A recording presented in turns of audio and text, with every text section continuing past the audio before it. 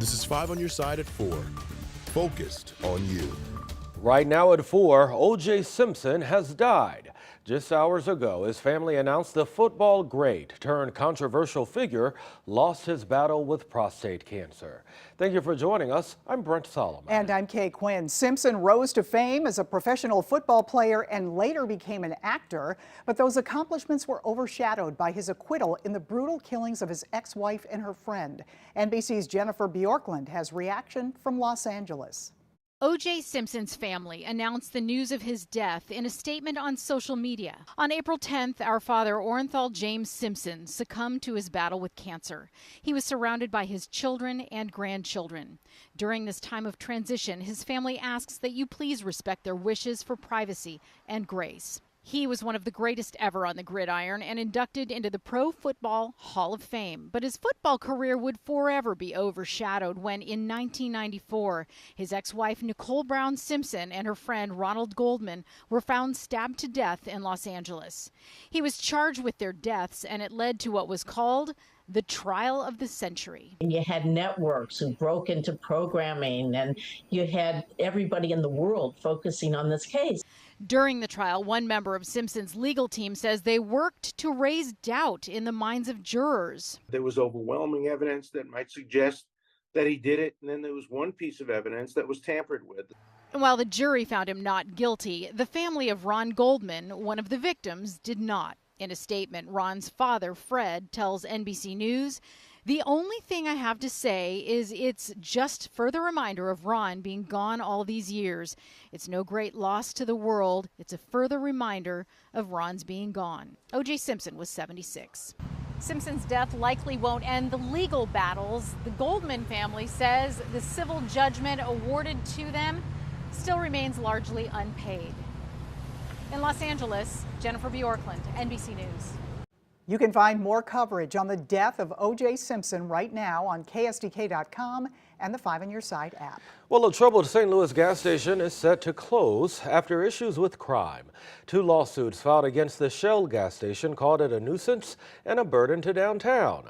5 on Your Side's Diamond Palmer has new information from downtown stakeholders. She's live now. Diamond.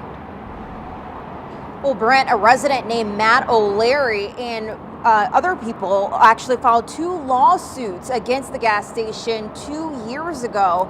O'Leary is saying that the city should have done something about the property a long time ago. Now, one of those lawsuits against the gas station was filed by the Neighborhood Improvement Association Downtown West and by O'Leary. They claim the gas station on Tucker was issued a conditional use permit in 2003 in a central business district where gas stations aren't allowed to be. The second lawsuit, filed by the owner of the Globe building, asked for an injunction for the business not to operate. The gas station is set to close by August 1st, and there will be a deed restriction which prevents future use at the location for gas stations or convenience stores. It's time for the city to do its job, and it's not just in downtown St. Louis in which the city is failing to protect the communities from nuisance properties. And the city says that they're pro-business, but they seem to be primarily pro-nuisance business. We think it's a real problem that the city of St. Louis didn't use better judgment and act to enforce the law as they're supposed to do. Now, St. Louis police tell us this evening that nearly 600 calls for service were made to this address of the Shell gas station. And this evening, the St. Louis mayor also making her voice heard in a statement to us. She said, when a property becomes a nuisance to its neighbors, action needs to be taken. She went on to say, my administration continues to explore legislative opportunities to reduce the harm nuisance properties can inflict on their communities. Now, I have reached out to the gas station's owner about this problem, and we have not heard back from them yet. Reporting live here in St. Louis, Diamond Palmer, 5 on Your Side. All right, Diamond, thank you. Right now, police are looking for the men who broke into an East St. Louis animal shelter overnight. Check out this surveillance video from Gateway Pet Guardians. It shows the 2 people who made their way inside. The shelter says the thieves made off with laptops, dog medicine, and even leftover pizza.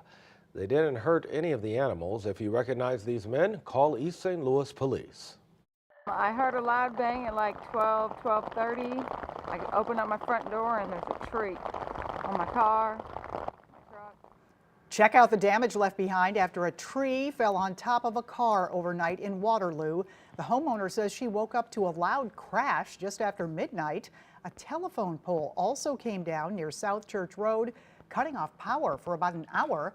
Officials say last night's wind and rain caused that tree to fall. If you've been outside this afternoon, you know the winds have definitely picked up. They certainly have. Let's check in with meteorologist Gary Frank, who's in for Scott, with the Weather First forecast. Yeah, good afternoon. Of course, as everything was all wet, between 1 to 2 inches of rain fell. We had a little bit of wind, and it's a little more susceptible after we've been relatively dry the last few days. That wind continues. You can see this camera moving around in Arnold, but the clouds have started to increase just a little bit, despite the fact that most of the storm is exiting as a whole, the back edge of things, starting to at least pop up a few showers near Mount Vernon, just a little bit. It's a brief rain. Most of this is well off to the east near Salem and Kinmundy. Very widely scattered showers, almost out of here completely. As you look down Market Street, temperatures have gotten right back up to above average readings to around 70. But they've fallen back to 66 with a west-northwest breeze, and that's the cooler air that's settling in. Our wind gusts are up to close to 40 miles an hour. We've seen that in Rolla already. It's still sitting in Jeff City,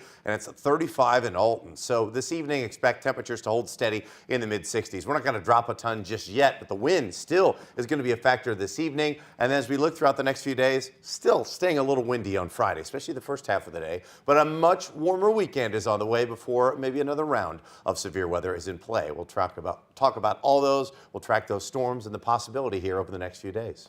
All right, we'll see you in a few minutes. Thank you, Gary. We have an update now on Incarnate Word girls basketball coach Dan Rolfes. He suffered a heart attack last month just before the team's state title game in Columbia. Today, the Rolfes family said he was discharged from Barnes Jewish Hospital and is now recovering at home. They say he still faces challenges as he recovers in the coming weeks and months. The Rolfes family thanked everyone for their support.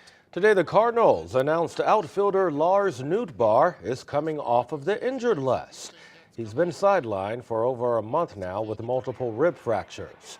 Nootbaar will rejoin the Cardinals tomorrow when they begin a weekend series against the Arizona Diamondbacks. Getting grocery stores to communities that need them. How much money the state of Illinois is spending to eliminate food deserts. An important program running out of money. How millions could lose low-cost internet if the Affordable Connectivity Program is allowed to expire. 6 decades ago, making a long-distance call took several minutes rather than seconds. Our vintage KSDK looks back at how St. Louis was at the center of a big advance in telephone technology.